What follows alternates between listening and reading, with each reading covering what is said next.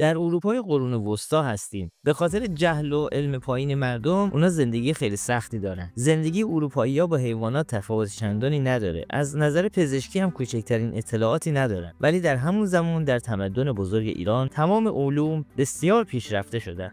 مخصوصا علم پزشکی. سال 1021 میلادی هستیم توی انگلستان. یه پسر فقیر به همراه مادر، برادر و خواهرش دارن زندگی میکنن. اونا روزا توی معدن زغال سنگ به سختی کار میکنن و شبم در کنار مادرشون تقریبا گرسنه میخوابن. توی اروپا فقط آرایشگرا کمی پزشکی میدونن. اونم فقط برای بیماری‌های خارجی. مادر مهربون و مؤمن بیمار شده. راب خیلی نگران مادرشه تا اینکه یه شب بیماری مادرش خیلی شدت میگیره. راب دستشو میذاره روی قلب مادرش و مرگ مادرش رو پیش بینی میکنه. راب به دنبال پیدا کردن یه آرایشگر به هر دری میزنه تا اینکه میتونه یه آرایشگر رو پیدا کنه. ولی کشیش که آرایشگر رو قبول نداره، اجازه نمیده آرایشگر مادر اون رو مداوا کنه. راب گریه میکنه. دعاهای اون به درگاه عیسی مسیح اثری نداره و مادرش میمیره. کشیش بچه‌ها و وسایل خونه رو تقسیم میکنه. راب از برادر خواهرش جدا میشه. راب حالا که تنهاست و سرپرستی نداره، زندگی از قبل براش وحشتناکتر شده. با اصرار به آرایشگر نزدیک میشه. میخواد باهاش همراه بشه. اینقدر پیگیر میشه و اصرار میکنه تا بالاخره آرایشگر قبول میکنه. شب از آرایشگر میپرسه تو میتونستی جون مادرمو نجات بدی؟ ولی آرایشگر میگه هیچ راهی برای بیماری‌های داخلی وجود نداره. چندین سال گذشته. راب که حالا یه پسر جوان شده، یه همراه خوب برای آرایشگره. آرایشگر داره برای مردم خاطرات دروغینش رو تعریف میکنه تا مردم رو دور خودش جمع کنه تا بتونه داروهای تقلبیشو بفروشه. شب یه پیرمرد برای کشیدن دندون میاد سراغ آرایشگر. راب تا قفسه سینه پیرمرد رو لمس میکنه، مطمئن میشه که اون به زودی قراره بمیره. شب میشه، پیرمرد مرده. مذهبی‌ها آرایشگر و کارآموزش رو مقصر میدونن. حسابی اونا رو کتک میزنن. آرایشگر بعد کتک خوردن زیاد بیهوش میشه. توی کالسکش که آتیش گرفته میفته. راب نجاتش میده.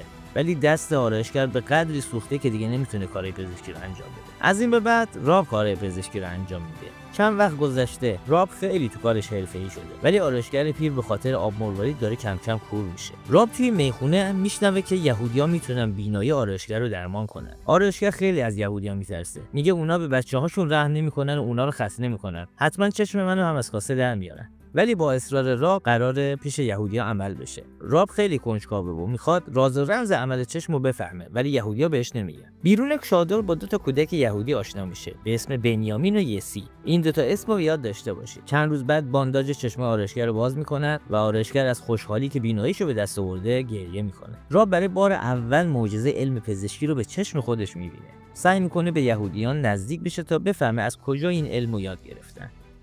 اونا بهش میگن ما سفر کردیم به اصفهان، اونجا بزرگترین پزشک دنیا ابن سینا علوم پزشکی رو بهمون یاد داد. و راب تصمیم میگیره هر طوری شده بره اصفهان تا علم پزشکی رو یاد بگیره. ولی یهودی‌ها بهش میگن تا پات برسه به مصر اونا تو رو میکشن، چون میونشون با مسیحی‌ها اصلا خوب نیست و اونا رو مشرک میدونن. آرایشگر که حالا بیناییشو به دست آورده میخواد با همدیگه کارشون رو ادامه بدن. ولی راب میخواد هر طور شده بره اصفهان تا ابن سینا رو ببینه و حکیم بشه. راب سوار کشتی میشه تا این سفر طولانی و سخت رو برای رسیدن به رویاهاش شروع کنه. راب قبل سوار شدن به کشتی از مسیح طلب آمرزش میکنه، به خاطر اینکه میخواد خودش رو یهودی جا بزنه. بعد ماه‌ها دریانوردی کثیف و خسته به مصر میرسه. یه ردای یهودی میخره و موهاشو شبیه یهودی‌ها اصلاح میکنه. شب که میشه یه جا خلوت میره و خودش رو خسته میکنه. با یه کاروان همراه میشه تا بره اصفهان. یکی از اعراب داره یه دختر زیبا رو برای یه یهودی توی اصفهان میبره. راب به جمع یهودی‌ها اضافه میشه. وقتی ازش اسمشو میپرسن، اون یاد پسرای یهودی توی انگلستان میفته. بهشون میگه من یسی پسر بنیامین هستم. توی راه به جنگجویان وحشی به نام سلجوقیان برمیخورن. راب و ربکا بعضی شب‌ها با هم وقت میگذرونن. ربکا برای راب داستان علایالدین و قول چراغ جادو رو تعریف میکنه. اونا کم کم دارن به هم علاقه‌مند میشن. توی یکی از روزا طوفان شن میاد. به خاطر شدت طوفان، راب از کاروان دور میشه و کاروانو گم میکنه. کجاوه ربکا هم خالیه که نشون میده اون حتما از دنیا رفته. بدون آب و غذا بعیده که دووم بیاره. راب بعد از مدت‌ها پیاده رفتن بالاخره شانس میاره و به اصفهان میرسه. به قصر ابن سینا میرسه، جایی که ابن سینا توش آموزش پزشکی میده. ولی چون پردار نیست، مسئول پذیرش داوود یه آدم عوضی هست، اونو قبول نمیکنه. دستور میده به نگهبانا کتکش بزنن. ابن سینا رابو نجات میده، تیمارش میکنه. راب بهش میگه من به دنبال ابن سینا اومدم، ولی ابن سینا اول خودشو معرفی نمیکنه. تازه راب توی کلاس متوجه میشه کسی که دیشب نجاتش داد خود ابن سینا بوده. راب 2 دوست پیدا میکنه توی کلاس، یه یهودی به نام میرالدین و یه مسلمان همیشه دائم الخمر ثروتمند به نام کریم. شاه با یهودیان خیلی خوش رفتاری میکنه و به علوم هم اهمیت میده. راب از کلاس فیزیک، فلسفه، نجوم و پزشکی ابن سینا استفاده میکنه، ولی اون توی پزشکی از همه دانشجوها با استعدادتره. رهبر مسلمانای افراطی بین سخنرانی‌هاش به حکومت انتقاد میکنه. راب در بین یهودیان از که ربکا رو میبینه که همسر یکی از یهودیای ثروتمند شده. خیلی حالش گرفته میشه. شب برای از بین بردن غمش به میخانه میره. بعد نوشیدن شراب میخواد با یه فاحشه بخوابه تا دستشو میذاره روی سینه‌اش. حس ششمش به کار میفته و متوجه میشه مرگش نزدیکه. ولی دلیلش نمیدونه. دختر رو پیش ابن سینا میبره تا معاینش کنه. متوجه میشه پای دختر عفونت زیادی داره و به کمک ابن سینا نجاتش میده. از اونجایی که دست شاه رگ به رگ شده، ابن سینا رو فرا میخونه. ابن سینا هم به همراه راب به قصر پادشاه میره. شاه چند دقیقه پیش پیک سلجوقیان رو که پیغام صلح آورده رو کشته. رئیس سلجوقیان رو میبینیم که یکی از نیروهاش که طاعون گرفته رو به داخل اصفهان میفرسته تا این بیماری فراگیر بشه. وقتی مردم شخص طاعون گرفته رو وسط شهر میبینن، وحشت فراگیر میشه. ابن سینا از شاه میخواد شهر رو تخلیه کنه. مردم وحشت زده میخوان از شهر فرار کنن، ولی فقط پولدارایی که رشوه میدن میتونن از شهر فرار کنن. اون مرد یهودی شوهر ربکا هم یکی از اوناست. راب وقتی میبینه ربکا طاعون گرفته، فرصت و غنیمت میشموره تا بیشتر ازش مراقبت کنه. بعد چند روز راب میفهمه عامل طاعون کک توی بدن موشها هست. با کشتن موشا آمار مرگ و میر خیلی کمتر میشه. حال ربکا روز به روز داره بهتر میشه و البته به همدیگه دارن نزدیک میشن. راب داره کم کم عاشق ربکا میشه. طاعون کنترل شده و همه مردم دارن برمیگردن به شهر، از جمله شوهر ربکا. راب که میبینه ربکا خوب شده، قبل از اینکه پیش شوهرش بره با اون عشق بازی میکنه.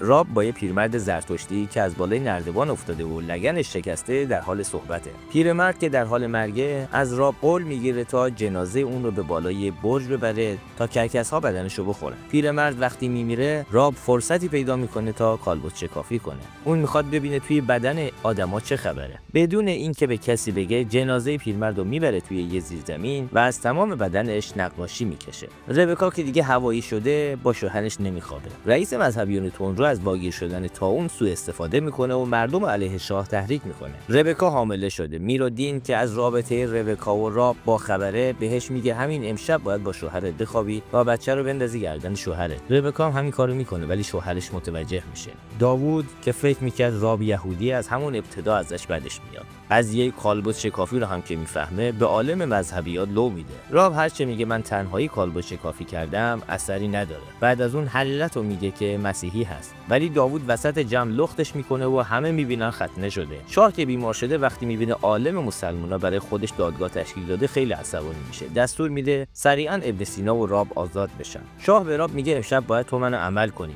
چون اگه من بمیرم تمام ارتش ما تسلیمش سلجوقی ها میشن. راب هم میگه عشقم ربکا امشب داره سنگسار میشه. شاه ربکا رو هم نجات میده. عمل شروع میشه. راب داره شاه رو عمل میکنه. ابن سینا مثل یه دستیار داره کمکش میکنه. سلجوقی ها دارن حمله میکنن. مذهبی ها هم از داخل بهشون کمک میکنن. شاه که با عمل دیشب تونسته یه روز دیگه بیشتر زنده بمونه، آخرین جنگش رو هم انجام میده. راب با یهودی‌ها دارن از شهر فرار میکنن.